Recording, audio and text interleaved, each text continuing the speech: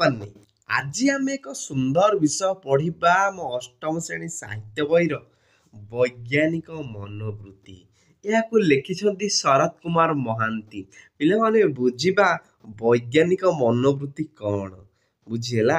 ପିଲାମାନେ ଏଠି ଗୋଟେ ଇମ୍ପୋର୍ଟାଣ୍ଟ ପଏଣ୍ଟ ମନେ ରଖିବ। ଏଇ ବୈଜ୍ଞାନିକ ମନୋବୃତ୍ତି ପ୍ରବନ୍ଧଟି କେଉଁଠୁ ଆସିଛି? ବିଜ୍ଞାନ ଦୃଷ୍ଟି ପୁସ୍ତକରୁ ସଂଗୃହୀତ ହୋଇଛି। କବିଙ୍କର କବି ଶରତ କୁମାର ମହାନ୍ତି। ସେ ତାଙ୍କ ଜନ୍ମସ୍ଥାନ ହେଲା ଜରିପଡ଼ା କଟକ।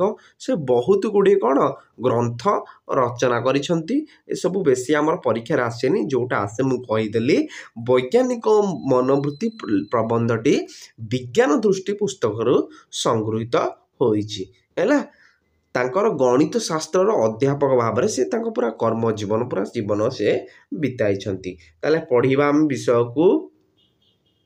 ପିଲାମାନେ ଆମେ ଯେତେବେଳେ କୌଣସି କଥା ବିଚାର କଲାବେଳେ କ'ଣ ହେଲେ ଭଲ ହୁଅନ୍ତା ବା ନିଜକୁ ଆନନ୍ଦ ମିଳନ୍ତା, ଏ ପ୍ରକାର ଇଚ୍ଛାକୁ ଦମନ କରି ଅନାସକ୍ତ ଭାବେ କେବଳ ଯୁକ୍ତିଯୁକ୍ତ କାରଣ ସହିତ ବିଚାର କରିବା ବୈଜ୍ଞାନିକ ମନୋବୃତ୍ତିର ପରିଚୟ ଦିଏ।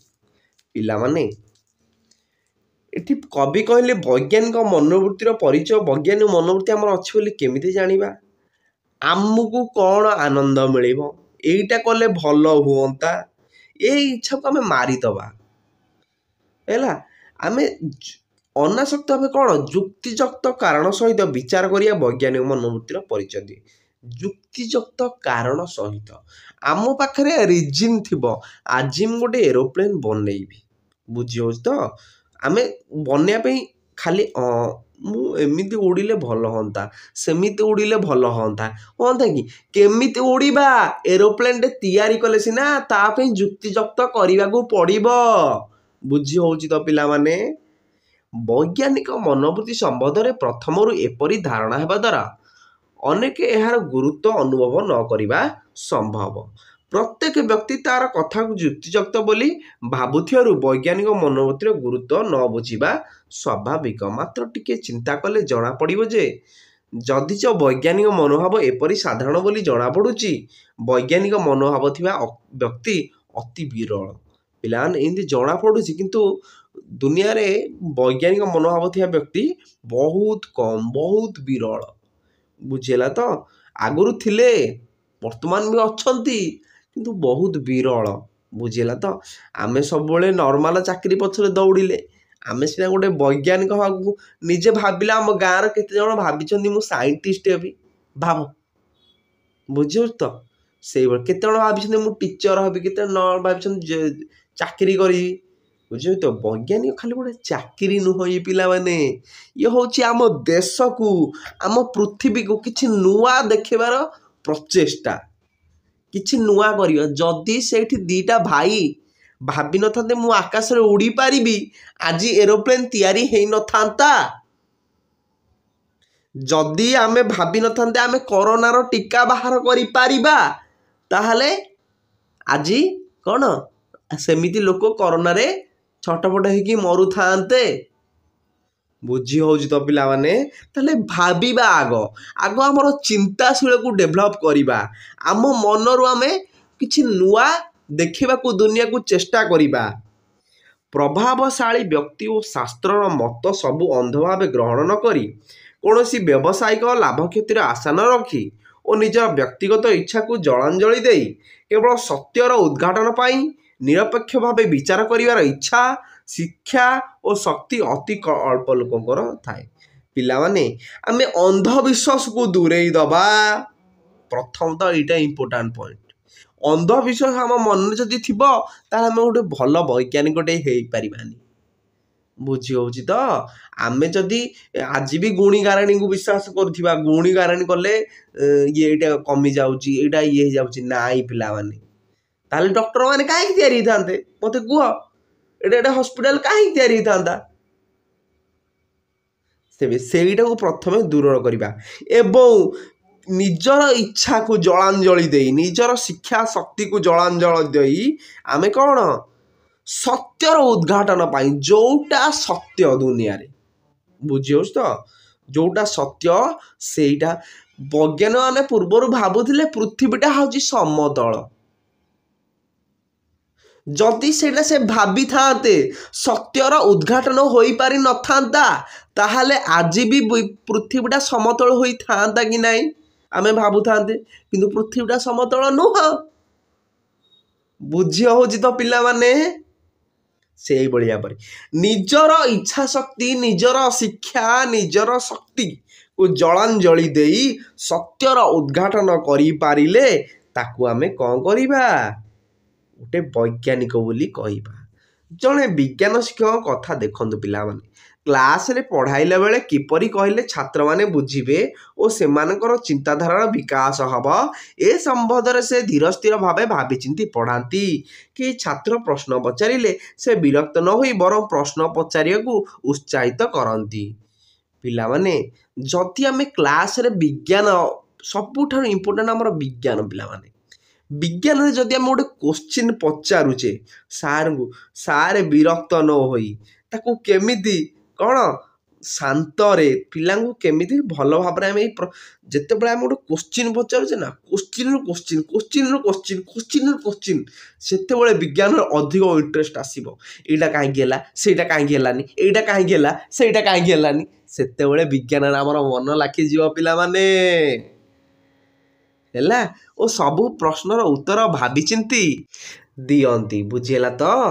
ଏମିତି କଲେ ଆମେ ଜୀବନରେ କ'ଣ ଗୋଟେ ଭଲ ଶିକ୍ଷକ ମଧ୍ୟ ସେ ହୋଇପାରିବେ। ବୁଝିହେଲା? ଆମେ ବି ଭଲରେ ବିଜ୍ଞାନ ପଢ଼ିପାରିବା। କ୍ଲାସ୍ ବାହାରେ ସେ ଶିକ୍ଷକଙ୍କ ସହିତ ରାଜନୀତି ବା ଧର୍ମ ସମ୍ପର୍କରେ କିଛି ଆଲୋଚନା କରନ୍ତୁ। ହୁଏତ ଦେଖିବେ କ୍ଲାସରେ ଶିକ୍ଷକ ଧୈର୍ଯ୍ୟର ସହିତ ଭାବିଚିନ୍ତି ଓ ଯୁକ୍ତି ଦ୍ୱାରା ଛାତ୍ରମାନଙ୍କୁ ଯେପରି ବୁଝାଉଥିଲେ ସେ ମନୋଭାବ ଆଉ ନାହିଁ। ବୁଝିଲା ତ ପିଲାମାନେ? ଯଦି ଆମେ କ୍ଲାସ୍ ବାହାରକୁ ଯିବା, ରାଜନୀତି ଆଉ ଧର୍ମ ବିଷୟରେ ଆଲୋଚନା କରିବା, ସେଇ ବିଜ୍ଞାନ ଯେତେବେଳେ ଶିକ୍ଷକ ସେଠି ପଢ଼ଉଥିବେ, ଯେମିତି ବିଜ୍ଞାନକୁ ସରଳ ସୁନ୍ଦର ଭାବରେ ବୁଝାଉଥିବେ, ସେଟା କ୍ଲାସ୍ ବାହାରେ ଆଉ ରାଜନୀତି ଆଉ ଧର୍ମ ବିଷୟରେ ଅଲଗା ଅଲଗା ହେଇଯିବ ପିଲାମାନେ। ବର୍ତ୍ତମାନ ସେ ଧୀର ସ୍ଥିର ଭାବେ ଯୁକ୍ତିଯୁକ୍ତ କାରଣ ସହିତ କୌଣସି କଥା କହିବାକୁ ବା ଶୁଣିବାକୁ ପ୍ରସ୍ତୁତ ନୁହନ୍ତି। ଧର୍ମ ବା ରାଜନୀତି ସମ୍ପର୍କରେ ତାଙ୍କର ବ୍ୟକ୍ତିଗତ ମତ ଉପରେ ସନ୍ଦେହ ପ୍ରକାଶ କଲେ ଓ ଏ ବିଷୟରେ ଯୁକ୍ତି କଲେ ସେ ବିରକ୍ତ ହେଉଛନ୍ତି, ରାଗୁଛନ୍ତି ଓ କୌଣସି ଉପାୟରେ ନିଜର ମତାମତ ସବୁ ଠିକ୍ ବୋଲି ପ୍ରମାଣ କରିବାକୁ ଚେଷ୍ଟା କରୁଛନ୍ତି। ବୁଝିଲା ତ ପିଲାମାନେ? ଏଠି ଓଲଟା ହେଇଗଲା। ଯଦି ଆମେ କ୍ଲାସ୍ ବାହାରକୁ ଧର୍ମ ଆଉ ରାଜନୀତି ବିଷୟରେ ପଚାରୁଛନ୍ତି, ସେ ରାଗିବେ। ସେ ଭାବୁଛନ୍ତି ମୋର ମତ ହେଉଛି ସବୁଠାରୁ ଠିକ୍ ଆଉ ମୋର ମତକୁ ଠିକ୍ ବୋଲି ପ୍ରମାଣ। ପିଲାମାନେ ଏଇଟା ଆମ ଗାଁ ଗହଳି ମାନେ ହଉନି କି ପିଲାମାନେ? ଯିଏ ଯାହାକୁ ଭୋଟ ଦେଇଥିବ, ମୋ କ୍ୟାଣ୍ଡିଡେଟ୍ ହେଉଛି ସବୁଠାରୁ ଠିକ୍, ସେ ହେଉଛି ସତ୍ୟ, କିନ୍ତୁ ସେଇଟା ସତ୍ୟ ନୁହେଁ। ସତ୍ୟ କିଛି ଅଲଗା। ଯାହା ବିଜ୍ଞାନ ବହିର କ୍ଲାସ୍ ରୁମ୍ରେ ଶିକ୍ଷକ ବୁଝାଉଥିଲେ, ତମେ ସେଠି ଯୁକ୍ତି କଲେ ଯୁକ୍ତିର ଉତ୍ତର ମିଳୁଥିବା ସୁନ୍ଦର ଭାବରେ, ଏଠି ଯୁକ୍ତି କଲେ ଶିକ୍ଷକ ଚିଡ଼ୁଛନ୍ତି। ବୁଝି ହେଉଛି ତ? ଆମେ କେଉଁ ଜାଗାରେ କେଉଁ ପ୍ରଶ୍ନ ପଚାରୁଛେ ତାହା ହେଉଛି ଆମ ପାଇଁ ଇମ୍ପୋର୍ଟାଣ୍ଟ। ବୁଝିହେଲା? ଏଥିରୁ ଜଣାଗଲା ଯେ ସେ ବିଜ୍ଞାନକୁ ବୈଜ୍ଞାନିକ ଦୃଷ୍ଟିକୋଣରୁ ବିଚାର କଲେ ମଧ୍ୟ ଧର୍ମ ବା ରାଜନୀତି ସମ୍ପର୍କରେ ସମ୍ପୂର୍ଣ୍ଣ ଅବୈଜ୍ଞାନିକ। ବୁଝିହେଲା ତ? ସେ ଯଦି ବିଜ୍ଞାନ ଉପରେ, ଯଦି ବୈଜ୍ଞାନିକ ଦୃଷ୍ଟିକୋଣରୁ ସେ ବହୁତ ଉପରେ, କିନ୍ତୁ ଧର୍ମ ଆଉ ରାଜନୀତି ଉପରେ ସେ ଏତେ ବୈଜ୍ଞାନିକ ନୁହନ୍ତି। ଜଣେ ବ୍ୟକ୍ତି କେତେକ ପ୍ରଶ୍ନ ବୈଜ୍ଞାନିକ ଦୃଷ୍ଟିକୋଣରୁ ବିଚାର କଲାବେଳେ ଆଉ କେତେକ ପ୍ରଶ୍ନ ସମ୍ବନ୍ଧରେ ତାଙ୍କର ମତାମତ ଏପରି ବୈଜ୍ଞାନିକ ହୁଏ କାହିଁକି? ପିଲାମାନେ ସେଇ ଜଣକ ବ୍ୟକ୍ତି, ସେଇ ଗୋଟିଏ ଶିକ୍ଷକ ଯିଏକି ବିଜ୍ଞାନ କ୍ଲାସରେ ଆମକୁ ଏକ ସୁନ୍ଦର ଆଉ ସରସ ଭାବରେ ବୁଝାଉଥିଲା, ଯେତେବେଳେ ବାହାରେ ଆମେ ଧର୍ମ ଆଉ ରାଜନୀତି ବିଷୟରେ ପଚାରୁଛେ, ସିଏ ଆମକୁ କାହିଁକି ସୁନ୍ଦର ଆଉ ସରସ ଭାବରେ ବୈଜ୍ଞାନିକ ଦୃଷ୍ଟିକୋଣରୁ ବୁଝେଇ ପାରୁନାହାନ୍ତି? କାହିଁକି ତାଙ୍କର ମତ ଏଠି ଦେଉଛନ୍ତି ଯେଉଁଠି ବିଜ୍ଞାନ ବହିରେ, ଏଠି ଯାହା ବହିରେ ଲେଖା ହେଇଛି ବା ଯେଉଁଟା ପ୍ରକୃତ ସତ୍ୟ ସେଟା ବୁଝେଇ ପାରୁଛନ୍ତି, ଏଠି କାହିଁକି ନିଜର ମତ ପ୍ରକାଶ କଲେ? ଏହାର କାରଣ ପିଲାମାନେ, ଆମର ବିଶ୍ୱାସ ସବୁ ବ୍ୟକ୍ତିଗତ ଇଚ୍ଛା ଦ୍ୱାରା ପ୍ରଭାବିତ। କେତେ ଗୁଡ଼ିଏ ବିଶ୍ୱାସର ଯୁକ୍ତିଯୁକ୍ତ କାରଣ ଥିଲେ ମଧ୍ୟ ଆମର ଅଧିକାଂଶ ବିଶ୍ୱାସ କେବଳ ଦିବା ସ୍ୱପ୍ନ। ପିଲାମାନେ ଏଠି ତ ଆମେ ବିଜ୍ଞାନ କ୍ଲାସରୁ ବାହାରକୁ ଆସିଗଲେ, ସେଠି ଶିକ୍ଷକଙ୍କ ସହିତ ଆଲୋଚନା କଲେ, ସେଠି ସେ ଅଲଗା ମଣିଷ, ସେଠି ତାଙ୍କର ବିଶ୍ୱାସ ଉପରେ ସେ କହିଲେ, ମୋର ବିଶ୍ୱାସ ଯେଉଁଟା ସତ୍ୟ ସେଇଟା କହିଲେ ନାହିଁ। ବୁଝିଲା ତ? जोटा विश्वास सेटा कहले ଯେଉଁ କେତୋଟି କଥାର ଯୁକ୍ତିଯୁକ୍ତ କାରଣ ଥାଏ ସେଗୁଡ଼ିକ ଆମର ବ୍ୟକ୍ତିଗତ ଇଚ୍ଛାର ସପକ୍ଷରେ ଥିବାରୁ ଏପରି ହୁଏ। ବୁଝିହେଲା ତ? ଯୋଉଠି ଆମେ ଯୁକ୍ତି ଏଠି ବି କରିପାରିବା କିନ୍ତୁ ତାଙ୍କର ଇଚ୍ଛା ସେ ମନ ପ୍ରକାଶ କଲେ। ମନୋବୈଜ୍ଞାନିକ ବା ଦାର୍ଶନିକ ମାନଙ୍କୁ ବିଚାରକୁ ବାଦ କଲେ ମଣିଷର ବିଶ୍ୱାସ ଗୁଡ଼ିକ ଭିତ୍ତିହୀନ ମଧୁର ସ୍ୱପ୍ନ ବୋଲି ସାଧାରଣ ଭାବେ ଲକ୍ଷ୍ୟ କଲେ ଆମେ ଜାଣିପାରିବା। ବୁଝିଲା ତ? ୟାକୁ ଛାଡ଼ିକି ଆମେ ଯଦି ଭାବିବା ଆମେ ଆକାଶରେ ମନକୁ ମନ ଉଡ଼ିବା, ଆମେ ଭାବୁଛେ କି ନାଇଁ ପିଲାମାନେ ରାତିରେ ଶୋଇଲା ବେଳେ ଭାବୁଛି କି ଆମେ ଏଟା କରିଦେବା କିନ୍ତୁ ଏଇଟା ହେଉଛି ଦିବା ସ୍ୱପ୍ନ ପିଲାମାନେ। ତା ପାଇଁ ଆମକୁ ସତ୍ୟ ପଥକୁ ଆଗେଇବାକୁ ପଡ଼ିବ। ଆମେ ଭାବୁଥିବା ଆମେ ଏମିତି କରି 90% ରଖିଦେବା, ନାଇଁ ପିଲାମାନେ ସେଇଟା ଆମେ ଖାଲି ଭାବୁଛେ। ସେଇ ଭାବନାକୁ ପ୍ରଥମେ ଭାବିଲେ ସେଇ ଭାବନାକୁ ଯଦି ଆମେ ସତ୍ୟରେ ପରିଣତ କରିବାକୁ ଚାହିଁବା ତାହେଲେ ତା ପାଇଁ କ'ଣ କରିବାକୁ ହବ କି ପିଲାମାନେ? ତା ପାଇଁ ପରିଶ୍ରମ କରିବାକୁ ପଡ଼ିବ। ଦିନ ରାତି କଠିନରୁ କଠିନ ପରିଶ୍ରମ କରିବାକୁ ପଡ଼ିବ, ଯାହାଫଳରେ ଆମେ ସଫଳତା ପାଇପାରିବା ଏବଂ ଭଲ ମାର୍କଟିଏ ରଖିବାକୁ ପଡ଼ିବ। ଖାଲି ଯଦି ଆମେ ଚିନ୍ତା କରିବା ଆକାଶ କଇଁଆ ଚିଲିକା ମାଛ ଭଳିଆ ମାନେ ଅସମ୍ଭବ କଥା, ଖାଲି ଭାବି ଭାବି ଦୂର ଦେଶକୁ ଚାଲିଯିବା କିନ୍ତୁ ଭାବନା କେତେବେଳେ ସତ୍ୟ ହେବନି। ଭାବନାକୁ ସତ୍ୟ କରିବାକୁ ହେଲେ ଆମକୁ ସଠିକ୍ ଭାବରେ ସଠିକ୍ ମାର୍ଗରେ ପରିଶ୍ରମ କରିବାକୁ ପଡ଼ିବ। ଅଧିକାଂଶ ଲୋକଙ୍କର ନିଜ ପରିବାରର ନିଜ ଜାତି ଓ ଦେଶ ସମ୍ବନ୍ଧରେ ଆତ୍ମସନ୍ତୋଷ ଲାଭ କଲା ପରି ଅନେକ ବିଶ୍ୱାସ ଥାଏ। ନିଜକୁ ବୁଦ୍ଧିମାନ, ବିଚାରଶୀଳ ଓ ନିଜର ମତାମତକୁ ନିର୍ଭୁଲ ବୋଲି ଅଧିକାଂଶ ଭାବନ୍ତି। ଏଇଟା ପିଲାମାନେ ଆମ ପରିବାରରେ ହୁଏନି କି ପିଲାମାନେ? ଯିଏ ମୁଁ ଯାହା ଭାବୁଛି ସେଟା ଠିକ୍ ହୁଏ କି ନାହିଁ? ଆମେ ଭାବୁଛେ ଆମେ ସବୁଠାରୁ ବୁଦ୍ଧିମାନ। ଆମେ ମନେକର ପିଲାମାନେ ଏଇଟା ହେଉଛି ଲଙ୍ଗ ଜମ୍ପ ଦୌଡ଼ୁଛେ, ବୁଝିହେଲା? ଲଙ୍ଗ ଜମ୍ପ ଆମେ ଡେଉଁଛେ କି ରନିଂ କରୁଛେ, ଆମେ ଯେତେବେଳେ ଲଙ୍ଗ ଜମ୍ପରେ ଫାଷ୍ଟ ହେଉଥିବା କି ଗୋଟେ ଖେଳରେ କି ଗୋଟେ ସ୍କୁଲରେ ଫାଷ୍ଟ ହେଉଥିବା ସେତେବେଳେ ଭାବୁଥିବା ଆମେ ସବୁଠାରୁ ବୁଦ୍ଧିମାନ, ଆମେ ସବୁଠାରୁ ବିଚାରଶୀଳ, ଆମ ମତାମତ ହେଉଛି ସବୁ ଠିକ୍ ନିର୍ଭୁଲ। କିନ୍ତୁ ସେଇଟା ସତ୍ୟ ନୁହଁ ପିଲାମାନେ। ଆମେ ଯେତେବେଳେ ଚାଲିଯିବା ଆଉ ଗୋଟେ ଷ୍ଟେଜକୁ ଆଉ ଗୋଟେ ସ୍କୁଲକୁ, ସେଠି ବି ଗୋଟେ କ୍ଲାସ୍ର ଫାଷ୍ଟ ପିଲା ଥିବ, ଆଉ ଗୋଟେ ସ୍କୁଲକୁ ଆଉ ଗୋଟେ କ୍ଲାସ୍ର ଫାଷ୍ଟ ପିଲା ଥିବ, ତାଙ୍କ ଭିତରେ କମ୍ପିଟିସନ୍। ବୁଝି ହେଉଛି ତ? ଏଠି କେହି ନୁହଁ। ଯେତେବେଳେ ଆମେ କ୍ଲାସ୍ର ଫାଷ୍ଟ କେଉଁଥିରେ ଆମର ମନେ ମାଥମେଟିକ୍ସ ହେଉଥିବା ପାଇଁ ଭଲ, କିନ୍ତୁ ସେଇ କ୍ଲାସ୍ର ଆଉ ଗୋଟେ ପିଲା ଥାଇପାରେ ପିଲାମାନେ ତାର ସାଂସ୍କ୍ରିଟରେ ଭଲ ହେଉଥାଇପାରେ, ତାର ହିନ୍ଦୀରେ ଭଲ ହେଉଥାଇପାରେ, ତାର ଓଡ଼ିଆରେ ଭଲ ହେଉଥାଇପାରେ। ଆମେ ହୁଏତ ଗଣିତ ଟିଚରଟିଏ ହେଇପାରିବା, ଗଣିତ ଯାହା ହେଇପାରିବା, କିନ୍ତୁ ସିଏ ସାଂସ୍କ୍ରିଟରେ ହେଇପାରିବ। ସେ ସାଂସ୍କ୍ରିଟରେ ତାର ବୁଦ୍ଧି ପ୍ରଚୁର। ଆମେ କହିପାରିବାନି ଏଠି ଆମେ କ'ଣ ବିଚାରଶୀଳ, ଆମେ ବୁଦ୍ଧିମାନ, ଆମର ହେଉଛି ସଠିକ୍। ନାଇଁ ପିଲାମାନେ, ଏଇଟା ହେଉଛି ଆମର ଭାବନା। ସେହିପରି ନିଜର ପରିବାରକୁ ସମ୍ଭ୍ରାନ୍ତ ଓ ଆଦର୍ଶ ପରିବାର, ନିଜର ଜାତିକୁ ଅନ୍ୟ ଜାତିଠାରୁ ଶ୍ରେଷ୍ଠ ଓ ବୁଦ୍ଧିମାନ ଏବଂ ନିଜ ଦେଶର ଇତିହାସକୁ ସବୁଠାରୁ ଗୌରବମୟ ବୋଲି ଅଧିକାଂଶ ବ୍ୟକ୍ତି ବିଶ୍ୱାସ କରନ୍ତି। ପିଲାମାନେ ଆମେ ଭାବୁନେ କି ଆମ ଜାତି ହେଉଛି ମଣିଷ ଜାତି ହେଉଛି ସବୁଠାରୁ ଶ୍ରେଷ୍ଠ ଆଉ ବୁଦ୍ଧିମାନ, କିନ୍ତୁ ସେଇ ମଣିଷ ଜାତି ହେଇ ମାଙ୍କଡ଼ ଠାରୁ ହୋମୋ ସାପିଏନ୍ସଙ୍କ ଠାରୁ ଆସିଛି। ତାହେଲେ ମାଙ୍କଡ଼ ମାନେ ଭାବୁଥିବେ କି ନାହିଁ ପିଲାମାନେ କହିଲ ଆମ ଜାତି ହେଉଛି ସବୁଠାରୁ ବୁଦ୍ଧିମାନ? ହଁ କି ନାହିଁ? କାରଣ ସିଏ ଆମଠୁ ଦେଖ କଦଳୀଟେ ଧରିକି ଯାଉଥିବା, କଦଳୀଟେ ଛଡ଼େଇକି ନେଇ ଯାଉଥିବେ, ପର୍ସଟେ ଧରିକି ଯାଉଥିବା, ପର୍ସଟା ଛଡ଼େଇକି ନେଇକି ଯାଉଛନ୍ତି ନାହିଁ। ସେମାନେ ଭାବୁଥିବେ ଆମେ ବୁଦ୍ଧିମାନ, ଆମେ ମଣିଷଠୁ ଚାଲାକି କରିକି ଧରିକି ପଳେଇ ଯାଉଛେ, କିନ୍ତୁ ଆମେ ଭାବୁଛେ ଆମେ ସବୁଠାରୁ ଅଧିକ ବୁଦ୍ଧିମାନ। ବୁଝିହେଲା ତ ପିଲାମାନେ ଏଠି କ'ଣ ହେଉଛି ହେଲା? ତାହେଲେ ଅଷ୍ଟ୍ରେଲିଆ ସେ ଯେଉଁ ଦେଶ ହେଉ, ସାଉଥ ଆଫ୍ରିକା ହେଉ, ପାକିସ୍ତାନ ହେଉ, ପାକିସ୍ତାନ ଭାବୁଥିବ ଆମ ଦେଶ ସବୁଠାରୁ ବଢ଼ିଆ। ଇଣ୍ଡିଆ ଲୋକ, ଆମେ ଭାରତ ଲୋକ ଭାବୁଛେ ଆମ ଦେଶ ହେଉଛି ସବୁଠାରୁ ବଢ଼ିଆ। ଆମ ରାଜ୍ୟ ଓଡ଼ିଶା, ଆମ ଓଡ଼ିଶା ଲୋକ ଭାବୁଛି ଆମ ରାଜ୍ୟ ସବୁଠାରୁ ଭଲ। ଆନ୍ଧ୍ରପ୍ରଦେଶ ଲୋକ ଭାବୁଛନ୍ତି ଆମ ରାଜ୍ୟ ସବୁଠାରୁ ଭଲ। ବୁଝିହେଉଛି ତ? ନିଜେ ପ୍ରକୃତରେ ଯାହା, ନିଜ ସମ୍ବନ୍ଧରେ ତାହାଠାରୁ ଅତି ଉଚ୍ଚ ଧାରଣା ମନୁଷ୍ୟର ଥାଏ। ଆମେ ହେଉଛେ ଏଇଆ, କିନ୍ତୁ ଆମ ସମ୍ବନ୍ଧରେ ଆମଠାରୁ ଅଧିକ ଉଚ୍ଚ ଧାରଣା ମନୁଷ୍ୟର ଥାଏ। ଆମର ବୁଝିଲା ତ?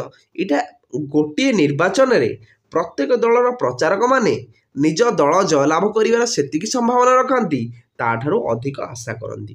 ପିଲାମାନେ ମୁଁ ନିର୍ବାଚନରେ ଠିଆ ହେଲି MLA, ମୋ ଦଳ ଯେତିକି ମୁଁ ଆଶା କରି ମୁଁ ପ୍ରଥମ ଥର ପାଇଁ ଠିଆ ହେଇଛି। ବୁଝିପାରୁଛ ତ? ମୁଁ ଭାବୁଛି ମୋତେ ସମସ୍ତେ ସପୋର୍ଟ କରୁଛନ୍ତି, ମୁଁ ଜିତିବି, କିନ୍ତୁ ସେଇଟା ସତ୍ୟ ନୁହେଁ। ସତ୍ୟ କ'ଣ? ଯିଏ ପରିଶ୍ରମ କରିବ, ଯିଏ ସଚ୍ଚୋଟ ମାର୍ଗରେ ଯିବ, ଯିଏ ସତ୍ୟ ମାର୍ଗରେ ଯିବ, ଯିଏ ଲୋକଙ୍କ ପାଇଁ କାମ କରିବାକୁ ପ୍ରତିଶ୍ରୁତି ଦେବ ଏବଂ କାମ କରିବ, ସିଏ ଆଗାମୀ 5 ବର୍ଷରେ ମଧ୍ୟ କ'ଣ ଆଉ ଥରେ ଜିତିବ। ବୁଝିଲା ତ? ସେଇଟା ହେଉଛି ସତ୍ୟ। କୌଣସି ଯୁଦ୍ଧରେ ଭାଗ ନେଇଥିବା ପ୍ରତ୍ୟେକ ଦେଶର ଲୋକେ ନିଜ ଦେଶ ବା ନିଜ ଦେଶ ଯେଉଁ ଦଳରେ ଅଛି ସେହି ଦଳ ବିଜୟ ଲାଭ କରିବାର ବୋଲି ବିଶ୍ୱାସ କରନ୍ତି। ପିଲାମାନେ, ଇଣ୍ଡିଆ ପାକିସ୍ତାନ ଯୁଦ୍ଧ ଚାଲିଛି, ଆମେ ଚାହିଁବା ଆମ ଇଣ୍ଡିଆ ଜିତୁ, ପାକିସ୍ତାନ ଚାହିଁବ ପାକିସ୍ତାନ ଜିତୁ। କ୍ରିକେଟ ମ୍ୟାଚ୍ ଚାଲିଛି, ଆମ ଦଳ କହିବ ଆମେ ଜିତିବା, ଆମେ ଖେଳ 6 ବଲ୍ ଆହୁରି 36 ରନ୍ ଥିବ, ଆମେ ବ୍ୟାଟିଂ କରୁଛେ, ତଥାପି କହିବେ ଇଏ ମାରିଦେବ, ଆମେ ତାଳି ମାରୁଥିବା, ତୁ ବ୍ୟସ୍ତ ହନି, ତୁ ମାରିଦେବୁ, 5 ବଲ୍ 36 ଥିବ, ଭାବୁଥିବ ଗୋଟେ 9 ବଲ୍ ପଡ଼ିଯିବ ହେଲା, ଆମେ ତଥାପି ଭାବୁଥିବା ଆମ ମନରେ 1 ବଲ୍ 36 ଥିବ, କୁଆଡ଼େ କ'ଣ ହେଇକି ବର୍ଷା ପକେଇବ, ଆଉ ଖେଳ ହେବନି। ବୁଝି ହେଉଛି ତ ପିଲାମାନେ? ଏହା ହେଉଛି କ'ଣ ଆମର ଭାବନା। ଆମେ ଯାହା ଭାବୁଛେ ତାହାଠାରୁ ଅଧିକ ଆମର ଉଚ୍ଚ ଧାରଣା ମନୁଷ୍ୟର ଥାଏ। ଭିତ୍ତିହୀନ ମଧୁର ସ୍ୱପ୍ନର ଏହିପରି ଅସଂଖ୍ୟ ଉଦାହରଣ ଦିଆଯାଇପାରେ। ବୁଝିଲା ତ? ସତ୍ୟର ଆବିଷ୍କାର ଦ୍ୱାରା ସମୟ ସମୟରେ ଆମର ମଧୁର ସ୍ୱପ୍ନରେ ବାଧା ସୃଷ୍ଟି ହୁଏ, ମାତ୍ର ତାହା କ୍ଷଣିକ। ପିଲାମାନେ, ଆମ ମଧୁର ସ୍ୱପ୍ନରେ ଯେତେବେଳେ ସତ୍ୟର ଆବିଷ୍କାର ହେଲା, ଆମ ମଧୁର ସ୍ୱପ୍ନରେ ବାଧା ସୃଷ୍ଟି ହେଉଛି, କିନ୍ତୁ ଅଳ୍ପ ସମୟ ପାଇଁ ପୁଣି ଥରେ ଆମେ ସେଇ ମଧୁର ସ୍ୱପ୍ନ ଦେଖିବାକୁ ଲାଗୁଛେ। ନିଜକୁ ବୁଦ୍ଧିମାନ ବୋଲି ମନେ କରୁଥିବା ଛାତ୍ର ପରୀକ୍ଷାରେ ଖରାପ କଲେ ପ୍ରଥମେ ତାର ନିଜର ଯୋଗ୍ୟତା ଉପରେ ସନ୍ଦେହ ହୁଏ, ମାତ୍ର ପରୀକ୍ଷା ଦ୍ୱାରା ଛାତ୍ରର ଯୋଗ୍ୟତା ଜଣାପଡ଼େ ନା, ଇତ୍ୟାଦି ନାନା କଳ୍ପନା କରି ସେ ପୁଣି ପୂର୍ବରୁ ମଧୁର ସ୍ୱପ୍ନ ରାଜ୍ୟକୁ ଫେରିଯାଏ। ବୁଝିଲା ତ? ପିଲାମାନେ, ଆମେ କ'ଣ କହୁଛେ କହିଲ? 1 single sheet of paper cannot decide my future। ମାନେ ଗୋଟିଏ ପରୀକ୍ଷା ଆମ ଭବିଷ୍ୟତ ଇଏ କରିବନି। ସେଟା ସେତେବେଳେ କହୁଛେ ଯେତେବେଳେ ପରୀକ୍ଷା ଦେଇସାରିବା ଆଉ ପରୀକ୍ଷାଟି ଖରାପ ହେଇଛି, କିମ୍ବା ପରୀକ୍ଷାରେ ଆମେ ପାସ୍ କରିନେ। ବୁଝିବ ତ? ପରୀକ୍ଷା ପୂର୍ବରୁ କ'ଣ କହୁଥିବା, ଏଇ ପରୀକ୍ଷାଟି ହବ, ମୁଁ ଏଇ ପରୀକ୍ଷାରେ ବେଷ୍ଟ ଦେବି, ଭଲ ମାର୍କ ରଖିବି, କହୁଛେ କି ନାହିଁ ହେଲା। କିନ୍ତୁ ସେଇ single seat of paper can decide your future also. ବୁଝି ହେଉଛି ତ? ସେଇ ସିଟ୍ ଅଫ୍ ପେପରରେ ମଧ୍ୟ ଫ୍ୟୁଚର ଅଛି, ସେଇ ସିଟ୍ ଅଫ୍ ପେପରରେ ମଧ୍ୟ ଫ୍ୟୁଚର ନାହିଁ। ସତ୍ୟ କ'ଣ? ଆମେ ନିଜକୁ ଇଏ କରିବା। ଆମେ ଯଦି ଏଇଟାକୁ ମାନେ କ'ଣ ପରିଶ୍ରମ କରିଛେ କିନ୍ତୁ ହାରି ଯାଇଛେ, ସେଠି ଆମର ଡିସାଇଡ୍ କରିବନି ସେଇ ପେପର ଆମ ଫ୍ୟୁଚର। ଆଗକୁ ଭବିଷ୍ୟତ ପାଇଁ ଆହୁରି ଗୋଟେ ପେପର ଆସିବ, ଆହୁରି ଗୋଟେ ଏକ୍ଜାମ ଆସିବ, କିନ୍ତୁ ଆମେ ପରିଶ୍ରମ କରୁନେ, ପୁଣି ଥରେ ଆହୁରି ଗୋଟେ ଏକ୍ଜାମ ଦେବା, ତାହେଲେ କେମିତି ହେବ ପିଲାମାନେ କହିଲ? ଆମକୁ ପରିଶ୍ରମ କରିବା, ତଥାପି ଯଦି ବିଫଳତା ମିଳୁଛି ତାହା ହେଉଛି ସଫଳତା, ତାହା ହେଉଛି ସର୍ବଶ୍ରେଷ୍ଠ ସଫଳତା। ଆମ କ୍ଲାସରେ ରୋଲ ନମ୍ବର ହେଉଛି 18, ଆମେ ବର୍ତ୍ତମାନ ଉନ୍ନତି କରିକି 9 ନମ୍ବରକୁ ଯାଇଛେ, ତାହେଲେ ଏଇଟା ହେଉଛି ଆମର ସଫଳତା। ଆମେ 1 ନମ୍ବରକୁ ଆଜି ଯାଇନଥିବା, କାଲି ଯିବା, ପରଦିନ ଯିବା, 5ଟା ଏକ୍ଜାମ ଫେଲ୍ ହେବା ତ, 5ଟା ଏକ୍ଜାମ ଫେଲ୍ ହେବା ତ, 6 ନମ୍ବର ଏକ୍ଜାମରେ ସକ୍ସେସ୍ ପାଇବେ ପିଲାମାନେ। 6 ବଲ୍ରେ 6 ରନ୍ ଦରକାର। ଆମର ଦକ୍ଷତା ଅଛି, ଆମେ ଗୋଟିଏ ବଲ୍ରେ ଛକା ମାରିପାରିବା। ପ୍ରଥମ ବଲ୍ ବାଜିଲାନି, ଦ୍ୱିତୀୟ ବଲ୍ ବାଜିଲାନି, ତୃତୀୟ ବଲ୍ ବି ବାଜିଲାନି, ଚତୁର୍ଥ ବଲ୍ ବି ବାଜିଲାନି, ପଞ୍ଚମ ବଲ୍ ବି ବାଜିଲାନି, ଷଷ୍ଠ ବଲ୍ରେ ଆଗକୁ ଯିବା, ଷ୍ଟେପ୍ ନେବା, ଛକାଟିଏ ମାରିଦେବା, ଗୋଟିଏ ବଲ୍ରେ 6 ରନ୍। ତାହେଲେ ସବୁ 5ଟି ବଲ୍ର ଦୁଃଖ, 5ଟି ବଲ୍ର ବିଫଳତା ଗଲା ହାରିକି ନାହିଁ, ସେଇ ଗୋଟିଏ ବଲ୍ରେ ଆମେ ସଫଳତା ପାଇଲେ କି ନାହିଁ। ବୁଝି ହେଉଛି ତ ପିଲାମାନେ? ଏଇଭଳି ଭାବରେ ଆମର ଗୋଟିଏ ସଠିକ୍ ମାର୍ଗ ଆମ ଜୀବନକୁ ସଠିକ୍ ପଥରେ ନେଇଯିବ। ବୁଝି ହେଉଛି ତ? ତାହେଲେ ନିଜକୁ ଜଣେ ଅତି ପ୍ରତିଭାବାନ କବି ମନେ କରୁଥିବା ବ୍ୟକ୍ତିଙ୍କର କବିତାର ଆଦର ନହେଲେ ସେ ନିଜ କବିତାର ଦୋଷ ଥାଇପାରେ ବୋଲି ନ ଭାବି ଲୋକମାନେ ତାଙ୍କ କବିତା ବୁଝିବାକୁ ଅକ୍ଷମ ବୋଲି ବିଚାର କରନ୍ତି। ବୁଝିହେଲା ତ ପିଲାମାନେ? ଯଦି କୌଣସି କ'ଣ କବିଟେ ଲେଖିଛନ୍ତି, କିଏ କବିତାଟେ ଲେଖିଛନ୍ତି, କବି ଯଦି ନିଜ କବିତାରେ ଦୋଷ ଥାଇପାରେ ବୋଲି ନ ଭାବି ଲୋକମାନେ ତାଙ୍କ କବିତା ବୁଝିବାକୁ ଅକ୍ଷମ ବୋଲି ବିଚାର କରନ୍ତି, ତାହେଲେ ହେବ କି ଏମିତି ପିଲାମାନେ? ତାହେଲେ ପିଲାମାନେ, ଉଣା ଅଧିକେ ମାନେ ଅଳ୍ପ ହେଉ କି ଅଧିକ ହେଉ, ମଣିଷ ନିଜର ମଧୁର କଳ୍ପନାକୁ ଗ୍ରହଣ କରିନିଏ। ଉପରୋକ୍ତ ଛାତ୍ର ବା କବିଙ୍କ ପରି କେବଳ ଅତ୍ୟଧିକ କଳ୍ପନା ବିଳାସୀ ଆମେ ଆଖିରେ ପଡ଼ିଥାନ୍ତି। ମନୁଷ୍ୟ ମଧ୍ୟରେ ମଧୁର କଳ୍ପନାରେ ମଜିଥିବାର ଲକ୍ଷ୍ୟ କରି ବାର୍ଟ୍ରାଣ୍ଡ ରସେଲ ଡ୍ରିମ୍ସ ଆଣ୍ଡ ଫ୍ୟାକ୍ଟସ ପ୍ରବନ୍ଧ ଲେଖିଛନ୍ତି ଯେ ହେଲା ଏ ଜଣେ କବି ହେଲା ବାର୍ଟ୍ରାଣ୍ଡ ରସେଲ କ'ଣ ଡ୍ରିମ୍ସ ଆଣ୍ଡ ଫ୍ୟାକ୍ଟସ। ବସ୍ତୁତଃ ମନୁଷ୍ୟ ସ୍ୱପ୍ନାବସ୍ଥାରେ ଥାଏ। ଆମେ ସବୁବେଳେ ସ୍ୱପ୍ନ ଦେଖୁଥିବା, ମନରେ ମନରେ ଭାବୁଥିବା ଏଇଟା କରିଦେବା ସେଇଟା କରିଦେବା, କିନ୍ତୁ ଜୀବନ ଚାଲି ଚାଲି ଯାଏ। କାଲି ଛୋଟ ପିଲା ଥିଲେ, ମା କୋଳରେ ଖେଳୁଥିଲେ, ଆଜି 13 ବର୍ଷର ପିଲା 8ମ କ୍ଲାସରେ ପାଠ ପଢ଼ିଲେଣି। ହେଲା ଜଣା ପଡ଼ିବନି ପିଲାମାନେ କେତେବେଳେ 23 ବର୍ଷ ହେଇଯିବା। ବାହ୍ୟ ଜଗତର କୌଣସି ଅପ୍ରତ୍ୟାଶିତ ଘଟଣାରେ କେବେ କେବେ ମୁହୂର୍ତ୍ତକ ପାଇଁ ତାର ନିଦ୍ରାଭଙ୍ଗ ହୋଇଥାଏ, ମାତ୍ର ଅତି ଶୀଘ୍ର ସେ କଳ୍ପନାର ମଧୁର ନିଦ୍ରା ରାଜ୍ୟକୁ ଫେରିଯାଏ। ପିଲାମାନେ ଏଇଠି ଗୋଟେ ବଢ଼ିଆ କହିଲା, ବାହ୍ୟ ଜଗତର କିଛିଟା ମୁହୂର୍ତ୍ତ ପାଇଁ ଆମେ କିଛି ଦୃଶ୍ୟ ଦେଖି। ପିଲାମାନେ ଆମେ ଜାଣିଛେ ଆମ ଜୀବନ କ୍ଷଣସ୍ଥାୟୀ। ଆମେ ଜନ୍ମ ହେଇଛେ ମାନେ ଦିନେ ନା ଦିନେ ମୃତ୍ୟୁ ମୁଖରେ ପଡ଼ିବା, ଦିନେ ନା ଦିନେ ଚାଲିଯିବା ଏ ସଂସାରରୁ। କିନ୍ତୁ ଆମେ ଭାବୁଥିବା ଆମେ 500 ବର୍ଷ ବଞ୍ଚିବା, ଭାବୁଛେ କି ନାଇଁ ଆମେ ଅମର, ଭାବୁଛେ କି ନାଇଁ କ'ଣ କଲେ ଆମେ ବଞ୍ଚିପାରିବା। କିନ୍ତୁ ଏଇଟା ସତ୍ୟ ନୁହେଁ। ସତ୍ୟ କ'ଣ? ଆମେ ଜନ୍ମ ହେଇଛେ ମାନେ ଆମେ ଦିନେ ନା ଦିନେ ସଂସାରରୁ ଚାଲିଯିବା, ଏଇଟା ହେଉଛି ସତ୍ୟ। କିନ୍ତୁ ବାହ୍ୟ ରାଜ୍ୟର କିଛିଟା ଦେଖିଲେ ମାନେ ବାହାରୁ ଦେଖିଲେ ଆମ ପଡ଼ୋଶୀ ପାଖରେ ଜଣେ ମରିଯାଇଛି, ତାହେଲେ ଦେଖିଲେ ଆମେ ବି ଦିନେ ମରିବା, ଏଇଟା କିଛି ମୁହୂର୍ତ୍ତ ପାଇଁ। ଯେତେବେଳେ ତାର ଶବ କ'ଣ ଯାଇକି ଶ୍ମଶାନରେ ପୋଡ଼ିଯିବ, କିଛି ମୁହୂର୍ତ୍ତ ଚାଲିଗଲା ପରେ ଆମେ ମଧ୍ୟ ପୁଣି ସେୟା ଭାବିବା କ'ଣ ଆମେ ବହୁତ ବର୍ଷ ବଞ୍ଚିବା। କିନ୍ତୁ ନୁହଁ ପିଲାମାନେ, ଜୀବନ ହେଉଛି କ୍ଷଣସ୍ଥାୟୀ। କୌଣସି କଥାର ବିଚାର କଲାବେଳେ ନିଜର ବ୍ୟକ୍ତିଗତ ବିଶ୍ୱାସ ଠିକ୍ ଓ ଅନ୍ୟମାନେ ଏହା ଗ୍ରହଣ କରନ୍ତୁ, ଏପରି ମନୋଭାବ ବୈଜ୍ଞାନିକ ମନୋବୃତ୍ତିର ସମ୍ପୂର୍ଣ୍ଣ ବିରୋଧୀ। ବୁଝିଲା ତ ପିଲାମାନେ? ଯଦି ଆମେ କୌଣସି କଥାକୁ ବିଚାର କରୁଛେ ଆମର ବ୍ୟକ୍ତିଗତ ବିଶ୍ୱାସ ଠିକ୍, ସେଟା ନୁହଁ, ଏଇଟା ସମ୍ପୂର୍ଣ୍ଣ ବିରୋଧୀ। ପିଲାମାନେ ଏମିତି ହେଲେ ଆମେ ବୈଜ୍ଞାନିକ ହୋଇପାରିବାନି। ଆମେ ସତ୍ୟକୁ ଗ୍ରହଣ କରିବାକୁ ପଡ଼ିବ ଯଦି ଗୋଟେ ବୈଜ୍ଞାନିକ ମନୋଭାବ ରଖିବା।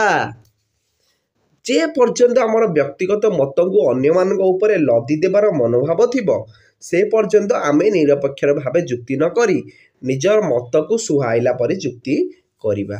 ବୁଝିଲା ତ? ଆମର ମତ ମାନେ କ'ଣ ଅନ୍ୟକୁ ଲଦି ଦେଲା ପରି ମନୋଭାବ ଥିବ ଯଦି ଆମର, ତାହେଲେ ପିଲାମାନେ ଆମର କ'ଣ ଆମେ ଯେଉଁଟା ସତ୍ୟ ତାକୁ ଖୋଜିବାକୁ ପଡ଼ିବ। ଆମ ନିଜ ବ୍ୟକ୍ତିଗତ ମତ ନିଜ ସେ ହେବନି।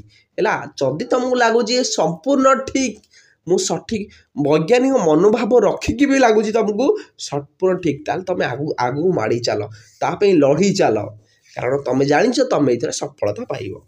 ଏପରି କ୍ଷେତ୍ରରେ ନିଜ ମତକୁ ଠିକ୍ ବୋଲି ପ୍ରମାଣ କରିବା ପାଇଁ ଆମେ ଯୁକ୍ତିତର୍କକୁ କେବଳ ଅସ୍ତ୍ର ରୂପେ ବ୍ୟବହାର କରିପାରିବା। ବୁଝିହେଲା? ଆମେ ଯୁକ୍ତି କରିଚାଲିବା, ଅସ୍ତ୍ର ରୂପରେ ବ୍ୟବହାର କରିଚାଲିବା, କାରଣ ଆମେ ଜାଣିଛେ ଆମ ମତ ହେଉଛି ଠିକ୍। ବୈଜ୍ଞାନିକ ମନୋବୃତ୍ତିର ପ୍ରଧାନ ଅନ୍ତରାୟ ହେଲା ଆସକ୍ତି ଭାବ। ଉପରୋକ୍ତ ବିଜ୍ଞାନ ଶିକ୍ଷକ ଧର୍ମ, ରାଜନୀତି ସମ୍ବନ୍ଧରେ ନିଜର ବ୍ୟକ୍ତିଗତ ବିଶ୍ୱାସ ପ୍ରତି ଆସକ୍ତ ଥିବାରୁ ତାହା ହିଁ ପ୍ରମାଣ କରିବାକୁ ବ୍ୟାକୁଳ ଏବଂ ଯୁକ୍ତିକୁ ସେ କେବଳ ଅସ୍ତ୍ର ରୂପେ ହିଁ ବ୍ୟବହାର କରନ୍ତି। ତେଣୁ ସେ ବୈଜ୍ଞାନିକ ମନୋବୃତ୍ତି ସହିତ ବିଚାର କରିବାକୁ ଅକ୍ଷମ। ତାହେଲେ ଉପରୋକ୍ତରେ ଆମେ ଦେଖିଲେ ସେ ତାହେଲେ ବୈଜ୍ଞାନିକ ମନୋବୃତ୍ତିରେ କ'ଣ ବିଚାର କରିବାକୁ ଅକ୍ଷମ, କାରଣ ସେ ତାଙ୍କର ନିଜର ମତ ରାଜନୀତି ଆଉ ଧର୍ମ ବିଷୟରେ ଦେଲେ। ନିଜର ମତ ନୁହେଁ, ଯାହା ସତ୍ୟ ତାହା ହିଁ ମତ ଦେବା। ପିଲାମାନେ ଏଇ ଭିଡ଼ିଓଟି ଆମର କ'ଣ ଟିକେ ଲମ୍ବା ହେବ, କାହିଁକି? କାରଣ ଆମେ ଭଲରେ ବୁଝିବା ତ ଆମକୁ ଆଉ ପଢ଼ିବାକୁ ହିଁ ପଡ଼ିବନି। ଆମେ ଆଉ ଥରେ ପଢ଼ିଦେଲେ ବି ଆମର ଏମିତି ହିଁ ପରୀକ୍ଷାରେ ଲେଖିଦେଇପାରିବା। ବୁଝିଲା ତ? କାରଣ ଆମର ବି କ୍ଲାସ୍ ଗୋଟିକ 45 ମିନିଟ୍ ନା, ତାହେଲେ 45 ମିନିଟ୍ରେ ଗୋଟେ ବିଷୟ ପଢ଼ିବାକୁ ଆମର କ'ଣ ତାକୁ ସମ୍ପୂର୍ଣ୍ଣ ଭାବରେ ବୁଝିବା।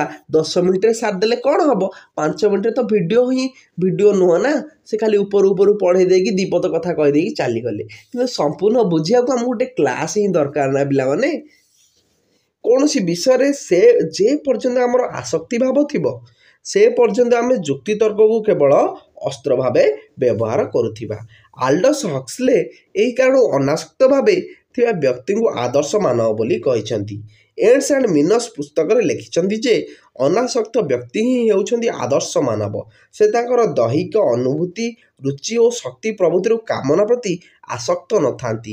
ବ୍ୟକ୍ତିଗତ ରାଗ, ଘୃଣା, ସ୍ନେହ, ଧନ ସମ୍ପତ୍ତି, ସୁନାମ ଓ ସମାଜରେ ତାଙ୍କର ସ୍ଥାନ ପ୍ରତି ସେ ନିସ୍ପୃହ। ଏପରିକି ବିଜ୍ଞାନ, କଳା ଓ ଯେକୌଣସି ଅନୁମାନ ଏବଂ ମାନବୀୟ ସମ୍ପର୍କାଦି ପ୍ରତି ମଧ୍ୟ ସେ ନିରପେକ୍ଷ। ତାହେଲେ ଆଦର୍ଶ ମାନବ ପିଲାମାନେ ଏଠି ପରୀକ୍ଷାରେ 2 ମାର୍କ କୋଶ୍ଚିନ୍ ଆସିବ। କେଉଁ ମାନକୁ ଆମେ ଆଦର୍ଶ ମାନବ କହିବା? ପିଲାମାନେ ଯେଉଁମାନେ ନିଜର ବ୍ୟକ୍ତିଗତ ରାଗ, ଘୃଣା, ସ୍ନେହ, ଧନ ସମ୍ପତ୍ତି, ସୁନାମ, ସମାଜ ତାଙ୍କ ପ୍ରତି ମତ ଦେବେନି। ସମାଜ ପ୍ରତି ମତ ଦେବେ, ଯେଉଁଟା ଠିକ୍ ସେଇଟା କହିବେ। ନିଜର ବ୍ୟକ୍ତିଗତ ମତ ଦରକାର ନାହିଁ। ତାଙ୍କୁ ଆମେ ଆଦର୍ଶ ମାନବ ହିଁ କହିବା। ଏହି ନିରପେକ୍ଷ ଭାବେ ବୈଜ୍ଞାନିକ ମନୋବୃତ୍ତି ପାଇଁ ସର୍ବପ୍ରଥମେ ଆବଶ୍ୟକ। ପ୍ରଥମେ ଆମେ ନିରପେକ୍ଷ ରହିବା, ସେଇଟା ହେଉଛି ପ୍ରଥମ କ'ଣ? ବୈଜ୍ଞାନିକ ମନୋବୃତ୍ତି ପାଇଁ ସର୍ବପ୍ରଥମ ଆବଶ୍ୟକ। ଯେକୌଣସି ଗୋଟିଏ 2ଟି କଥାକୁ ଯୁକ୍ତିଯୁକ୍ତ କାରଣ ସହିତ ନିରପେକ୍ଷ ଭାବେ ବିଚାର କରିବା ବ୍ୟକ୍ତିଙ୍କର ବୈଜ୍ଞାନିକ ମନୋବୃତ୍ତି ଅଛି ବୋଲି କୁହାଯାଇ ନପାରେ। ବୁଝିହେଲା ତ? ଏଠି କ'ଣ ହେଲା କହିଲେ? ଯେକୌଣସି ଗୋଟିଏ 2ଟି କଥାକୁ ଯୁକ୍ତିଯୁକ୍ତ କାରଣ ସହିତ ନିରପେକ୍ଷ ଭାବେ ବିଚାର କରିବା ବ୍ୟକ୍ତିଙ୍କର ବୈଜ୍ଞାନିକ ମନୋବୃତ୍ତି ଅଛି ବୋଲି କୁହାଯାଇ ନପାରେ। କାରଣ ତାହେଲେ ଘରେ ପିଲାମାନେ ଯେ ଗୋଟିଏ ବା 2ଟି କଥାକୁ ଆମେ ଯୁକ୍ତିଯୁକ୍ତ କଲେ ବି ସେ ବି ବୈଜ୍ଞାନିକ ମନୋବୃତ୍ତି କହିବେନି। କାହିଁକି? କାରଣ ଗୋଟିଏ 2ଟି କଥାରେ ତାଙ୍କର କୌଣସି ଆସକ୍ତି ଭାବ ବା ବ୍ୟକ୍ତିଗତ ଇଚ୍ଛା ଓ ଜିଦ୍ ନାହିଁ। ମାତ୍ର ଆହୁରି ଅନେକ ପ୍ରଶ୍ନରେ ତାଙ୍କର ବ୍ୟକ୍ତିଗତ ଜିଦ୍ ଥାଇପାରେ। ବୁଝିହେଉଛି ତ? ଏଥିରେ ତାଙ୍କର ଜିଦ୍ ନାହିଁ, କିନ୍ତୁ ଅନେକ ପ୍ରଶ୍ନରେ ତାଙ୍କର ବ୍ୟକ୍ତିଗତ ଜିଦ୍ ଥାଇପାରେ। ଆମର ବିଜ୍ଞାନ ଶିକ୍ଷକଙ୍କର ବିଜ୍ଞାନ ସମ୍ବନ୍ଧରେ କୌଣସି ଇଚ୍ଛା ବା ଜିଦ୍ ନାହିଁ। ମାତ୍ର ଧର୍ମ, ସାହିତ୍ୟ ଓ ରାଜନୀତି ବିଭିନ୍ନ ପ୍ରଶ୍ନ ସମ୍ପର୍କରେ ତାଙ୍କର ଜିଦ୍ ରହିଛି। ବୁଝିଲା ତ ପିଲାମାନେ? ଏଇଠି ହିଁ ବୁଝିହେଲା। ଆମର ଯଦି ଗୋଟିଏ କଥା ବିଜ୍ଞାନ କ୍ଷେତ୍ରରେ ବିଜ୍ଞାନ ଶିକ୍ଷକଙ୍କର ଜିଦ୍ ନାହିଁ, ସେ ତାଙ୍କର ସଠିକ୍ ସତ୍ୟଟା କହିଲେ। କିନ୍ତୁ ଧର୍ମ, ସାହିତ୍ୟ, ରାଜନୀତି ତାଙ୍କର ଜିଦ୍ ଅଛି। ତାହେଲେ ତାଙ୍କୁ ଆମେ ଗୋଟେ ବୈଜ୍ଞାନିକ ମନୋବୃତ୍ତି ମଣିଷ ବୋଲି କହିପାରିବାନି। କାରଣ ତାଙ୍କର ଯେତେବେଳେ ଧର୍ମ ଆଉ ରାଜନୀତିକ ଆସିଲା, ସେ ନିରପେକ୍ଷ ହୋଇପାରିଲେ ନାହିଁ। ସେ ଗୋଟିଏ ଜଣଙ୍କ ସପକ୍ଷରେ ଗଲେ, ସେ ଗୋଟିଏ ରାଜନୀତି ଦଳକୁ ସପକ୍ଷ କଲେ ଏବଂ ସେଇ ଦଳକୁ ତାଙ୍କର ବ୍ୟକ୍ତିଗତ ମତ ଦେଇ କହିଲେ ଏଇ ଦଳ ହେଉଛି ଠିକ୍। କିନ୍ତୁ ସେୟା ନୁହଁ, ଆମେ ନିରପେକ୍ଷ ରହିବା, ତାହାପରେ ଯାଇକି ଆମେ କ'ଣ ବୈଜ୍ଞାନିକ ମନୋଭାବର ସମ୍ପୂର୍ଣ୍ଣ ଭାବରେ କହିପାରିବା। ବ୍ୟକ୍ତିଗତ ଇଚ୍ଛା ଓ ଜିଦ୍ ନ ରଖି ଅନାସକ୍ତ ଭାବେ ସେ ସବୁ ପ୍ରଶ୍ନର ବିଚାର କରନ୍ତି। ତାଙ୍କରି କେବଳ ବୈଜ୍ଞାନିକ ମନୋବୃତ୍ତି ଅଛି ବୋଲି କୁହାଯାଇ ପାରିବ। ବୁଝିବା ତ? ଯେ ସବୁ ଇଏର ବିଚାର କରିବ ତାକୁ ଆମେ ବୈଜ୍ଞାନିକ ମନୋବୃତ୍ତି ଅଛି ବୋଲି କହିପାରିବା। ବୈଜ୍ଞାନିକ ମନୋଭାବାପନ୍ନ ବ୍ୟକ୍ତିଙ୍କ ମତାମତ ବା କୌଣସି ପ୍ରଶ୍ନର ସିଦ୍ଧାନ୍ତ ଯେ ସବୁବେଳେ ସତ୍ୟ ଏପରି ଆଦୌ ନୁହେଁ ଏବଂ ଏଥିପାଇଁ ବୈଜ୍ଞାନିକ ମନୋବୃତ୍ତିର ମହତ୍ତ୍ୱ। ପିଲାମାନେ ଆମର ବୈଜ୍ଞାନିକ ମନୋଭାବ ଥାଇପାରେ, ଆମ ବ୍ୟକ୍ତିଙ୍କ ମତାମତ ବା ପ୍ରଶ୍ନର ସିଦ୍ଧାନ୍ତ ସବୁବେଳେ ସତ୍ୟ ବୋଲି ବି ଆମେ କହିପାରିବା ନାହିଁ। ଏଇଟା ହେଉଛି ଆମର ବୈଜ୍ଞାନିକ ମନୋଭୂମିର ମହତ୍ତ୍ୱ। କାରଣ ଆମେ ଯାଉଛେ ସେଇ ଦିଗକୁ ଯାଉଛେ, କିନ୍ତୁ ଆମର ସବୁ କଥା ବି ସତ୍ୟ ସେଟା ବି କହିପାରିବେନି। ବୈଜ୍ଞାନିକ ମନୋଭାବାପନ୍ନ ବ୍ୟକ୍ତି ତାଙ୍କର ମତାମତ ବା ସିଦ୍ଧାନ୍ତକୁ ନିଶ୍ଚିତ ଭାବେ ସତ୍ୟ ବୋଲି କେବେ ଭାବିବେ ନାହିଁ। ଆମେ ଯଦି ପ୍ରକୃତରେ ବୈଜ୍ଞାନିକ ମନୋଭାବ ବ୍ୟକ୍ତି ହୋଇଥିବା, ଆମ ମତଟା ସବୁବେଳେ ସତ୍ୟ ବୋଲି ଭାବିପାରିବା ନାହିଁ। ତାଙ୍କର ଯୁକ୍ତିରେ କୌଣସି ଭୁଲ ଦର୍ଶାଇଲେ ଏବଂ ତାଙ୍କ ଯୁକ୍ତିଠାରୁ ବଳିଷ୍ଠ ଯୁକ୍ତି ଦେଖାଇ କେହି ଅନ୍ୟ ଏକ ସିଦ୍ଧାନ୍ତରେ ପହଞ୍ଚିଗଲେ ସେ ତାକୁ ସହଜ ଭାବେ ଗ୍ରହଣ କରିନେବେ। ଯଦି ଆମ ଯୁକ୍ତିରେ ଜଣେ କେହି ଭୁଲ ବୋଲି ଦେଖାଉଛି, ଆମେ ଜାଣିପାରୁଛେ ଏଇଟା ଭୁଲ ମୁଁ କହୁଛି, ତାହେଲେ ଆମେ ସଠିକ୍ ତାର କଥାକୁ ସତ୍ୟ ବୋଲି ମାନି ନେବା ହେଉଛି ବୈଜ୍ଞାନିକ ମନୋଭାବର ଆମର ଜଣେ ବ୍ୟକ୍ତି। କାରଣ ତାଙ୍କର କୌଣସି ମତ ପ୍ରତି ଆସକ୍ତି ଭାବ ନାହିଁ। 2 ଜଣ ଭୂତତ୍ତ୍ୱବିତ୍ଙ୍କୁ ଯଦି କୌଣସି ଖଣି ଅଞ୍ଚଳରେ କେତେକ ଖଣ୍ଡ ଶିଳା ଦିଆଯାଏ ଓ ଏଗୁଡ଼ିକ ଉପାଦାନ ସମୟରେ ତାଙ୍କର ମତାମତ ପଚରାଯାଏ, ତେବେ ଭୂତତ୍ତ୍ୱବିତ୍ ଦୁହେଁ ଭିନ୍ନ ଭିନ୍ନ ଉତ୍ତର ଦେବା ସମ୍ଭବ। ବୁଝିଲା? କାରଣ 2 ଜଣ ମତାମତ ଅଲଗା। ଶିଳାଖଣ୍ଡଗୁଡ଼ିକ ବିଜ୍ଞାନଗାରରେ ସାବଧାନ ଭାବେ ପରୀକ୍ଷା କଲେ ହୁଏତ ଜଣାପଡ଼ିବ ଯେ ଏ ଦୁହିଁଙ୍କ ମଧ୍ୟରୁ ଜଣେ ଅନେକାଂଶରେ ଠିକ୍ ଓ ଅନ୍ୟ ଜଣେ ଅଧିକ ଭୁଲ ମତ ଦେଇଛନ୍ତି। କିନ୍ତୁ ଶିଳାର ଉପାଦାନ ଅନୁମାନ କରିବାରେ ଦ୍ୱିତୀୟ ଜଣଙ୍କର କୌଣସି ବ୍ୟକ୍ତିଗତ ଇଚ୍ଛା ଥିଲା ବୋଲି କୁହାଯାଇ ପାରିବ ନାହିଁ। ପିଲାମାନେ ଏଠି ଆହୁରି ଗୋଟେ ମନୋଭାବ ଆସିଲା। ପିଲାମାନେ 2 ଜଣ ବ୍ୟକ୍ତି ଭୂତତ୍ତ୍ୱବିତ୍ ହେଲା, ମାନେ ସେ ଭୂତତ୍ତ୍ୱ ମାନେ ମାଟି ତଳେ ଯେଉଁ ଶିଳା ଅଛି ତାଙ୍କ ବିଷୟରେ ମତାମତ ଦେବେ ହେଲା। ସେମାନଙ୍କ 2 ଜଣଙ୍କର ଅଲଗା ମତ, ସେମାନଙ୍କ ଭିତରେ ସଠିକ୍ ମତ କି ଭୁଲ ମତ ଆମେ ଜାଣିନେ, ସେଇଟା ତ ବିଜ୍ଞାନ ଗାରରେ ପରୀକ୍ଷା କଲେ ଆମେ ଜାଣିବା। କିନ୍ତୁ ଜଣେ ଠିକ୍ ଦେଇପାରେ, ଜଣେ ଭୁଲ ଦେଇପାରେ। ସେ ଜାଣି ମୁଁ ଭୁଲ କହୁନି, ସିଏ ଭାବୁଛେ ମୁଁ ଠିକ୍, କିନ୍ତୁ ସେ ଭାବି ନେବା ଦରକାର ଏଇଟା ହେଉଛି ସତ୍ୟ। ବୁଝିହେଲା, ମୁଁ ସଠିକ୍ ବୋଲି ସେଇଟା ପ୍ରମାଣ କରିବନି ସେ, କିନ୍ତୁ ଏଇଟା ଭୁଲ। ବୁଝିହେଲା ତ? ତାହେଲେ ଆମେ ତାକୁ ଯାଇକି ବୈଜ୍ଞାନିକ ମନୋଭାବ ଲୋକ କହିପାରିବା। ତେଣୁ ସେ ବିଜ୍ଞାନଗାର ରିପୋର୍ଟକୁ ସହଜ ଭାବେ ଗ୍ରହଣ କରିନେବେ।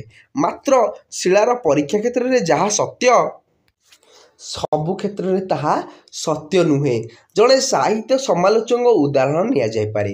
ସାହିତ୍ୟ ସମାଲୋଚକ ଓ ବିଜ୍ଞାନଗାରର ପରୀକ୍ଷକ ଉଭୟେ ଗୋଟିଏ ଦୃଷ୍ଟିରୁ ସମାନ। କ'ଣ କି ପିଲାମାନେ, ଜଣେ ସାହିତ୍ୟ ସମାଲୋଚକ ଆଉ ବିଜ୍ଞାନଗାରରେ ପରୀକ୍ଷକ ଗୋଟିଏ ଦୃଷ୍ଟିରୁ ସମାନ କ'ଣ? ଉଭୟଙ୍କ ପିଲାମାନେ କାମ ଆମେ ବିଶ୍ଳେଷଣ କରିବା। ମାତ୍ର ଅନେକ ସମାଲୋଚକ ତାଙ୍କର ବ୍ୟକ୍ତିଗତ ଇଚ୍ଛା ଦ୍ୱାରା ପ୍ରଭାବିତ ହୋଇଥିବାରୁ ତାଙ୍କୁ ଯେଉଁ କବିଙ୍କର କବିତା ଭଲ ଲାଗେ ସେ ସେହି କବିଙ୍କର ସପକ୍ଷରେ ରହି ସମାଲୋଚନା କରନ୍ତି। ପିଲାମାନେ, ଆମକୁ ଉପେନ୍ଦ୍ର ଭଞ୍ଜଙ୍କ କବିତା ଭଲ ଲାଗିଲା, ଆମେ କହିଲେ। ଜଣଙ୍କୁ ରାଧାନାଥ ରାୟଙ୍କ କବିତା ଭଲ ଲାଗୁଥିଲେ, ସିଏ ତାଙ୍କ ମତ ଦେଲା। ବୁଝିହେଲା? ତାଙ୍କ ପ୍ରିୟ କବିଙ୍କର କବିତା ସମାଲୋଚନା କଲାବେଳେ ସେ କବିତାର ସଂଜ୍ଞା ଓ ଉତ୍ତମ କବିତାର ଲକ୍ଷଣ କବିଙ୍କର ସପକ୍ଷରେ ଗଲାଭଳି କହିଥାନ୍ତି। ମୋଟ ଉପରେ ସେ ସମାଲୋଚନା କରିବା ପରିବର୍ତ୍ତେ ଓକିଲାତି କରିଥାନ୍ତି। ଏପରି ସମାଲୋଚନାରୁ ବୈଜ୍ଞାନିକ ମନୋବୃତ୍ତିର ଅଭାବ ଲକ୍ଷ୍ୟ କରାଯାଏ। ପିଲାମାନେ, ଆମେ ଯଦି ଏଇଥର ବି କ'ଣ ଓକିଲାତି କରୁଛେ, କହୁଛେ ନାଇଁ ଉପେନ୍ଦ୍ର ଭଞ୍ଜ ଠିକ୍, ସେ କହୁଛି ନାଇଁ ରାଧାନାଥ ରାୟ ଠିକ୍, ଏଇଟା ହେଉଛି ଠିକ୍, ସେମିତି ଆମେ ସମାଲୋଚନା କଲେ ହେବ ନାହିଁ। ଆମକୁ ଯଦି ସତ୍ୟ ଉପରେ ଯିବାକୁ ପଡ଼ିବ, ଆମର ବୈଜ୍ଞାନିକ ମନୋବୃତ୍ତି, ତାହେଲେ ଏଥିରେ ଅଭାବ ଅଛି। ତେଣୁ କେହି ବଳିଷ୍ଠ ଯୁକ୍ତି କରି କବିଙ୍କର ଦୋଷଗୁଣ ଦେଖାଇଲେ ସେ ତାକୁ ସହଜ ଭାବେ ଗ୍ରହଣ ନ କରି ବରଂ ବିରୋଧ କରିଥାନ୍ତି। ଅନାସକ୍ତ ଭାବ ବ୍ୟକ୍ତିତ୍ୱ ଅନ୍ୟମାନଙ୍କ ପ୍ରଭାବରୁ ମୁକ୍ତ ରହି ବିଚାର କରିବା ବୈଜ୍ଞାନିକ ମନୋବୃତ୍ତିର ଆଉ ଗୋଟିଏ ଲକ୍ଷଣ। ତାହେଲେ ଏସବୁରୁ ଆମେ ମୁକ୍ତ ହୋଇ କ'ଣ ଅନ୍ୟମାନଙ୍କ ପ୍ରଭାବରୁ ଆମେ ମୁକ୍ତ ରହି ଠିକ୍ ଭାବରେ ବିଚାର କରିବା ହେଉଛି ଆମର ଗୋଟେ ବୈଜ୍ଞାନିକ ମନୋବୃତ୍ତିର ଗୋଟିଏ ଲକ୍ଷଣ। ପ୍ରଭାବଶାଳୀ ବ୍ୟକ୍ତି ଓ ଶାସ୍ତ୍ରର ମତଠାରୁ ମୁକ୍ତ ରହି ସମାଜର ପ୍ରଚଳିତ ମତ ଦ୍ୱାରା ପ୍ରଭାବିତ ନ ହୋଇ ସ୍ୱାଧୀନ ଭାବେ ବିଚାର କରିବା ଏକ କଠିନ ମାନସିକ ଅଭ୍ୟାସ। ପିଲାମାନେ, ସମାଜରେ ଏଇଟା ରାଜନୀତି ଚାଲିଛି, ତାଙ୍କଠାରୁ ଦୂରରେ ରହି ଆମେ ସଠିକ୍ କ'ଣ ଆମ ମନୋଭାବରେ ଚିନ୍ତା କରିବା ଗୋଟେ କଠିନ ମାନସିକ ଅଭ୍ୟାସ ହେଲା। କିନ୍ତୁ ଏହାକୁ ଆମେ ଶିଖିବାକୁ ପଡ଼ିବ। ଏହା ହେଉଛି ଗୋଟେ ଅଧ୍ୟୟନ, ଗଭୀର ଚିନ୍ତା ଓ ଉପଯୁକ୍ତ ଶିକ୍ଷା ଉପରେ ନିର୍ଭର କରେ। ଅନାସକ୍ତ ଭାବ ଥିଲେ ମଧ୍ୟ ନିଜର ସିଦ୍ଧାନ୍ତକୁ ନିଶ୍ଚିତ ଭାବେ ସତ୍ୟ ବୋଲି ବୈଜ୍ଞାନିକ ମନୋଭାବାପନ୍ନ ବ୍ୟକ୍ତି କେବେ ଭାବିବ ନାହିଁ। ମୋର ହେଉଛି ସତ୍ୟ, ସେଇଟା କେବେ ଭାବିବନି। ସେହି ବିଷୟରେ ତାଙ୍କର ଜ୍ଞାନ ଅସମ୍ପୂର୍ଣ୍ଣ ହୋଇପାରେ, ତାଙ୍କର ଯୁକ୍ତି କିଛି ଭୁଲ ଥାଇପାରେ, ଏକଥା ସେ ମନେ ରଖିଥିବେ। ଆମେ ସବୁବେଳେ ମନେ ରଖିଥିବା ଆମ ଜ୍ଞାନ ଅସମ୍ପୂର୍ଣ୍ଣ ହୋଇପାରେ ଏବଂ ଆମ ଯୁକ୍ତିରେ କିଛି ଭୁଲ ଥାଇପାରେ। ଏଇଟା ସବୁବେଳେ ମନେ ରଖିବା। ଏହାକୁ ନେଇକି ଆଗକୁ ଚାଲିଲେ ଆମେ ଗୋଟେ ବୈଜ୍ଞାନିକ ମନୋବୃତ୍ତିର ମଣିଷ ହୋଇପାରିବା। କାରଣ କୌଣସି ମତ ପ୍ରତି ସେ ଆସକ୍ତି ନୁହନ୍ତି। ଆମର କୌଣସି ମତ ପ୍ରତି ଯେମିତି କ'ଣ ପୁରା ଜୋର ଦେଇକି କହିବା ନାହିଁ ଯେ ଏଇଟା ହେଉଛି ଠିକ୍। କୌଣସି କଥାର ଆଲୋଚନା କଲାବେଳେ ସତ୍ୟର ଉଦ୍ଘାଟନ ପାଇଁ ବୈଜ୍ଞାନିକ ମନୋବୃତ୍ତି ସର୍ବପ୍ରଥମେ ଆବଶ୍ୟକ। କିନ୍ତୁ ବୈଜ୍ଞାନିକ ମନୋବୃତ୍ତି ଥିବା ବ୍ୟକ୍ତି ଯେ ଗୋଟିଏ ଏହା କହିବା ବାହୁଲ୍ୟ ମାତ୍ର। ବୁଝିହେଲା ତ ପିଲାମାନେ? ଗୋଟିଏରେ ଗୋଟିଏ ବୋଲି ଆମେ କହିପାରିବା। ବିଜ୍ଞାନ ଓ ବୈଜ୍ଞାନିକ ମନୋବୃତ୍ତି ବିକାଶ ଦିଗରେ କିପରି ସାହାଯ୍ୟ କରିଛି ତାହା ବିଚାର କରିବାର କଥା। ମାତ୍ର ବିଜ୍ଞାନରେ ଜ୍ଞାନ ଅର୍ଜନ କରିବା ଓ ବୈଜ୍ଞାନିକ ମନୋବୃତ୍ତି ଏ ଦୁଇଟି ପୂରାପୂରି ଅଲଗା ଜିନିଷ। ଯେ ବିଜ୍ଞାନରେ ଯଥେଷ୍ଟ ଜ୍ଞାନ ଅର୍ଜନ କରିଛି ତାର ନିଶ୍ଚିତ ଭାବେ ବୈଜ୍ଞାନିକ ମନୋବୃତ୍ତି ଥିବ ବୋଲି କୁହାଯାଇ ନପାରେ। ବିଜ୍ଞାନ ଓ ବୈଜ୍ଞାନିକ ମନୋବୃତ୍ତି ଉଭୟ ପରସ୍ପର ସହିତ ଜଡ଼ିତ, ଏକଥା ଠିକ୍। କିନ୍ତୁ ବିଜ୍ଞାନର ବିଭିନ୍ନ ଆବିଷ୍କାର ମନୁଷ୍ୟର ଅନେକ ଭିତ୍ତିହୀନ ଆତ୍ମରୁଚିକର ବିଶ୍ୱାସ ଉପରେ କୁଠାରଘାତ କରିବାର ଫଳରେ ଚିନ୍ତାଶୀଳ ବ୍ୟକ୍ତିମାନେ ନିଜର ବିଶ୍ୱାସ ଉପରେ ସନ୍ଦେହ ପ୍ରକାଶ କରି ସେଗୁଡ଼ିକ ସାବଧାନତାର ସହିତ କରିବାକୁ ଲାଗିଲେ। ବୁଝିଲେ ତ ପିଲାମାନେ? ଏକ ସୁନ୍ଦର ବିଷୟ। ଆମ ସାଙ୍ଗମାନଙ୍କ ପାଖକୁ ସେୟାର କରିଦେବା। ଭିଡ଼ିଓକୁ ଭଲ ଲାଗିଥିଲେ ସବସ୍କ୍ରାଇବ୍ କରିଦେବ ଏବଂ ଲାଇକ୍ କରିଦେବ।